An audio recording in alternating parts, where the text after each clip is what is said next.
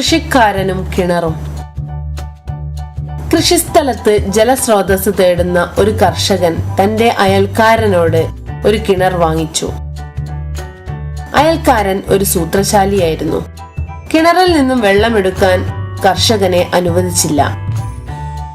എന്തുകൊണ്ടാണെന്ന് ചോദിച്ചപ്പോൾ അദ്ദേഹം മറുപടി പറഞ്ഞു, ഞാൻ നിങ്ങൾക്ക് കിണറാണ് വിറ്റത്, വെള്ളമല്ല എന്നും പറഞ്ഞ് അദ്ദേഹം ദൂരത്തേക്ക് പോയി. കർഷകൻ എന്തു ചെയ്യണമെന്ന് അറിയില്ലായിരുന്നു. അതുകൊണ്ട് അദ്ദേഹം ഗ്രാമത്തലവന്റെ അടുത്തു ചെന്നു. അദ്ദേഹം ഒരു ബുദ്ധിശാലിയായിരുന്നു. കർഷകൻ നടന്നതെല്ലാം അദ്ദേഹത്തോട് പറഞ്ഞു. ഗ്രാമത്തലവൻ കർഷകനെയും അയൽക്കാരനെയും വിളിപ്പിച്ചു. എന്നിട്ട് അയൽക്കാരനോട് ചോദിച്ചു, എന്തുകൊണ്ടാണ് ഇദ്ദേഹത്തെ കിണറിൽ നിന്നും വെള്ളമെടുക്കാൻ അനുവദിക്കാത്തത്? തന്ത്രശാലിയായ അയൽക്കാരൻ പറഞ്ഞു, ഞാൻ കിണറാണ് വിറ്റത്, വെള്ളമല്ല. അതുകൊണ്ട് എന്റെ വെള്ളമെടുക്കാൻ കഴിയില്ല. ഇതിന് ഗ്രാമത്തലവൻ മറുപടി പറഞ്ഞു, എല്ലാം വളരെ നല്ലതു തന്നെ എന്ന് തോന്നുന്നു. വെള്ളം വിറ്റിട്ടില്ലെങ്കിൽ വെള്ളം നിങ്ങളുടേത് തന്നെയാണ്. പക്ഷേ ഈ വെള്ളത്തിന്റെ ഒരു കച്ചവടവും കൃഷിക്കാരന്റെ കിണറിൽ നടത്താൻ കഴിയില്ല. എത്രയും പെട്ടെന്ന് വെള്ളം ഒഴിവാക്കുകയോ അത് ഉപയോഗിച്ച് തീർക്കുകയോ ചെയ്യുക. ഇല്ലെങ്കിൽ ഇത് കിണറിന്റെ ഉടമസ്ഥന്റേതായി മാറും. തന്നെ കബളിപ്പിക്കുകയും പാഠം പഠിപ്പിക്കുകയും ചെയ്തുവെന്ന് മനസ്സിലാക്കിയ അയൽക്കാരൻ ക്ഷമ ചോദിച്ചു.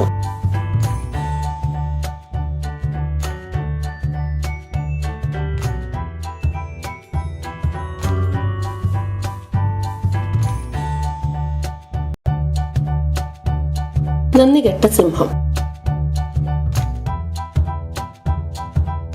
ഒരിക്കൽ ഒരു കൊടുങ്കാട്ടിൽ ഒരു ക്രൂരനായ സിംഹം താമസിച്ചിരുന്നു.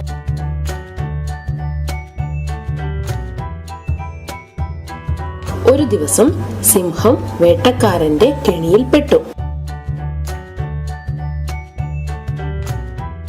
അങ്ങനെയിരിക്കെ നിരവധി മൃഗങ്ങൾ കൂടിനരികിലൂടെ കടന്നുപോയി.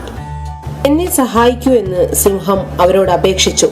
എന്നാൽ മൃഗങ്ങളൊന്നും അദ്ദേഹത്തിന്റെ അപേക്ഷ കേട്ടില്ല.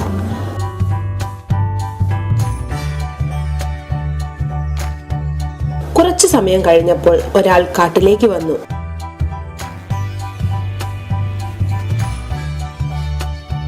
അയാൾ സിംഹത്തെ കണ്ടു.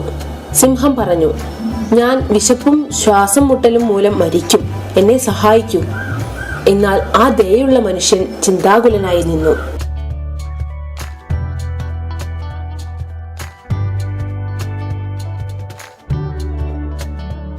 ആ സമയത്ത് സിംഹം പറഞ്ഞു, ഞാൻ നിങ്ങളെ ഒരിക്കലും ഉപദ്രവിക്കുകയില്ലെന്ന് ഞാൻ ഉറപ്പു നൽകുന്നു. ദയവായി എന്നെ സഹായിക്കൂ. വേട്ടക്കാരൻ എപ്പോൾ വേണമെങ്കിലും വരും.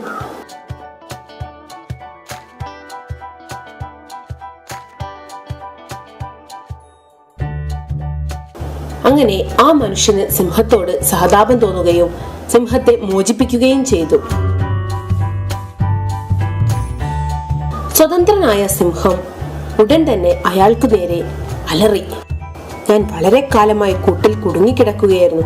എനിക്ക് നന്നായി വിശക്കുന്നുണ്ട്. ഞാൻ നിങ്ങളെ ഭക്ഷിക്കേണ്ടി വരും. സിംഹം ആ മനുഷ്യനെ നോക്കി പറഞ്ഞു. എന്നാൽ ആ മനുഷ്യൻ സിംഹത്തോട് ചോദിച്ചു, നീ എന്നെ ഉപദ്രവിക്കുകയില്ലെന്ന് എനിക്ക് ഉറപ്പു തന്നതല്ലേ, പിന്നെ ഇപ്പോഴെന്താണ് നീ ഇങ്ങനെ ചെയ്യുന്നത്?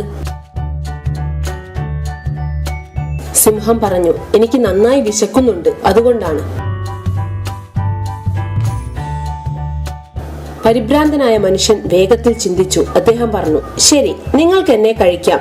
എന്നാൽ നിങ്ങളെ രക്ഷിച്ച വ്യക്തിയെ കഴിക്കുന്നത് ശരിയാണോ?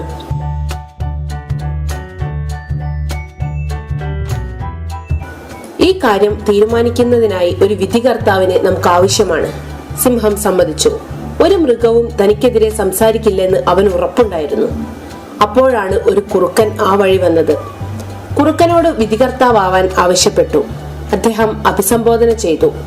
സിംഹം, സർ, ഇതെല്ലാം എങ്ങനെ സംഭവിച്ചു എന്ന് എന്നെ കാണിച്ചു തരാമോ?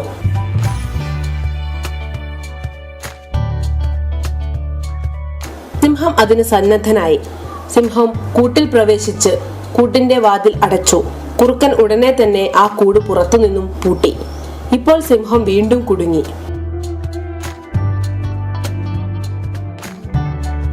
അതിനുശേഷം കുറുക്കൻ അയാളോട് പറഞ്ഞു, വേഗം ഓടിപ്പോയിക്കോളൂ.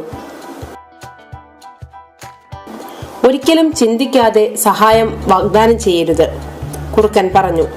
പേടിച്ചരണ്ട മനുഷ്യൻ തന്റെ ജീവനും കൊണ്ട് ഓടി രക്ഷപ്പെട്ടു.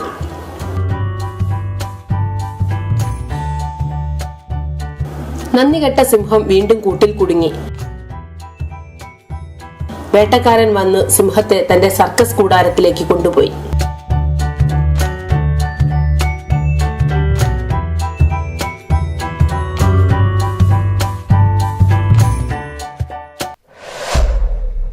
പെബിൾസ് മലയാളം.